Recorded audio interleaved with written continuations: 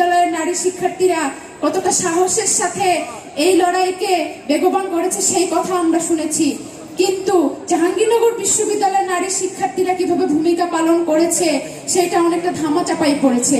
শুধু জাহাঙ্গীরনগর বিশ্ববিদ্যালয় না, ঢাকা বিশ্ববিদ্যালয় ব্যতিরিকে বাংলাদেশের যতগুলো বিশ্ববিদ্যালয় আছে সমস্ত বিশ্ববিদ্যালয়ের জুলাইয়ের যে সংগ্রামের যে স্মৃতিকথা সেটা বোধহয় কিছুটা ধামাচাপা পড়ে গেছে। জাহাঙ্গীরনগর বিশ্ববিদ্যালয়ে 15 জুলাই রাতে যখন আমরা ভিসি বাড়ির মধ্যে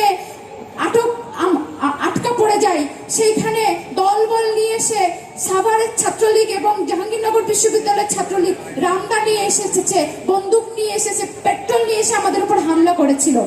তখন এক নারী শিক্ষক এসে আমাদেরকে বলেছিলেন যে এইখানে যে নারীরা রয়েছেন তাদেরকে আমরা পুলিশের গাড়িতে করে নিরাপত্তার সহিত হলে পৌঁছে দেব। তখন সেই মুহূর্তে যখন সবাই কলমা পড়ছে, যখন সবাই ঈশ্বরকে ডাকছে হয়তো আর বাঁচবে না, সেই মুহূর্তেও কিন্তু জাহাঙ্গীরনগরের নারীরা বলেছিল আমরা আমাদের ভাইদেরকে রেখে এখান থেকে এক চুলো নড়বো না, আমরা আমাদের ভাইয়ের মতো সমানভাবে ছাত্রলীগকে এবং সন্ত্রাসীদেরকে মোকাবেলা করব।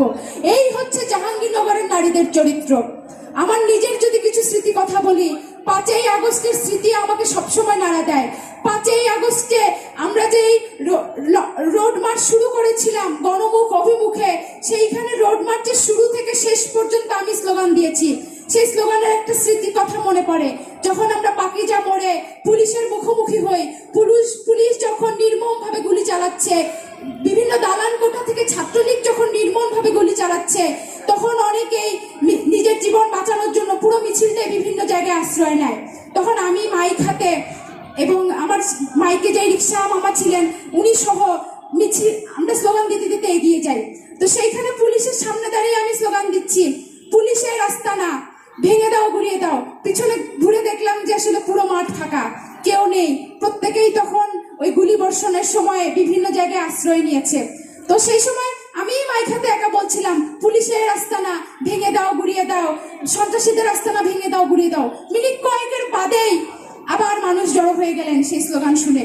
এই কথাগুলো এই জন্যই বলছি যে এইটা শুধু সোহাগী সামিয়ার গল্প না, এটা সারা বাংলাদেশ জুড়ে যেইখানেই নারীরা আন্দোলনে ছিল সেই সমস্ত নারীদের এরকম হাজারো স্মৃতিকথা রয়েছে। সেই স্মৃতিকথা বলার পর আরো একটি কথা উল্লেখ করতে হয়, জুলাই তো শেষ হয়ে যায় নাই। জুলাইয়ের যে ঘটনাকে আজকে আমরা স্মৃতি হিসেবে উল্লেখ করছি সেইটা আমাদের কাছে আজকে স্মৃতি নয়। এই জন্যই স্মৃতি নয় কারণ 24 জুলাইয়ে আমাদের জীবন নিয়ে যে আশঙ্কা ছিল, যে ভয় ছিল, আজকে 25